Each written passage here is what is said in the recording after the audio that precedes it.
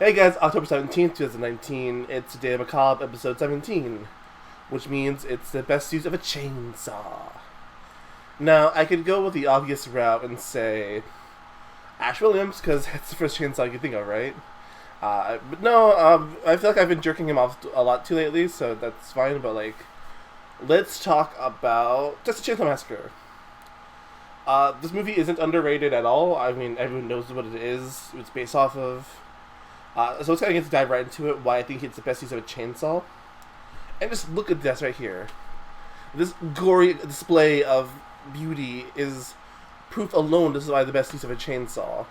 This masterpiece of gore is the slash. This is like This is like Babies for Slasher. You know, it's gory. It's bloody. The effects are fucking fantastic.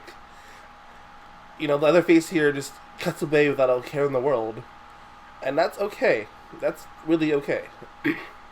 I mean, they're obviously triggered when it's ready for blood and gore, but that's fine.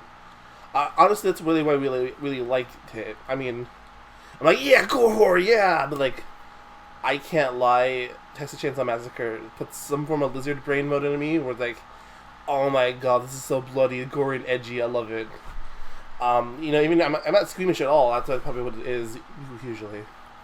But there's a point in time where I go, yeah, blood, gore, titties, edgelord, yeah, Limp Bizkit's got a chainsaw, that kind of mentality is always going to be there in the back of my head.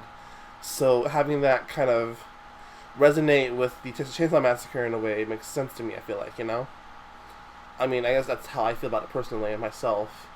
I mean, I can always be wrong, so who knows anymore. Thanks for hanging out with me, guys. Nice to get I hope you guys have happy Halloween. Don't see me again. If you hang out with me, thanks for hanging out with me, and peace.